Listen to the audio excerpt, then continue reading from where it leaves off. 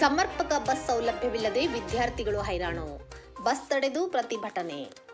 ಬಾಗಲಕೋಟೆ ಜಿಲ್ಲೆ ಶಿರೂರ ಹತ್ತಿರ ಬಸ್ ಸೌಲಭ್ಯವಿಲ್ಲದೆ ವಿದ್ಯಾರ್ಥಿಗಳು ಹೈರಾಣಾಗಿ ಬುಧವಾರ ಹೆದ್ದಾರಿಯಲ್ಲಿ ಬಸ್ಗಳನ್ನು ತಡೆದು ಪ್ರತಿಭಟನೆ ನಡೆಸಿದರು.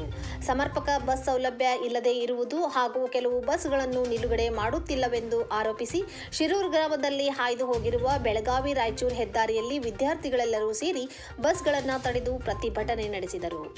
ಈ ಕುರಿತು ಡಿಪೋ ಮ್ಯಾನೇಜರ್ಗೆ ಕೇಳಿದರೆ ಹಾರಿಗೆ ಉತ್ತರ ಕೊಡುತ್ತಿದ್ದಾರೆ. ನಮಗೆ ಸಮರ್ಪಕವಾಗಿ ಬಸ್ ಸೌಲಭ್ಯವಿಲ್ಲದೆ ಶಾಲಾ ಕಾಲೇಜುಗಳಿಗೆ ಸಮಯಕ್ಕೆ ಸರಿಯಾಗಿ ಹೋಗಲು ತೊಂದರೆಯಾಗುತ್ತಿದೆ. ಇದರಿಂದ ನಮ್ಮ ತರಗತಿಗಳು ತಪ್ಪುತ್ತಿವೆ. ಆದ್ದರಿಂದ ಕೂಡಲೇ ನಮಗೆ ಸಮಯಕ್ಕೆ ಸರಿಯಾಗಿ ಸಮರ್ಪಕ ಬಸ್ಗಳನ್ನು ಬಿಡಬೇಕು ಮತ್ತು ಅಧಿಕಾರಿಗಳು ಪ್ರತಿಭಟನಾ ಸ್ಥಳಕ್ಕೆ ಆಗಮಿಸುವಂತೆ ಪಟ್ಟು ಹಿಡಿದ ವಿದ್ಯಾರ್ಥಿಗಳು ಕೆಎಸ್ಆರ್ಟಿಸಿ ಅಧಿಕಾರಿಗಳ ವಿರುದ್ಧ ಆಕ್ರೋಶ ವ್ಯಕ್ತಪಡಿಸಿದರು.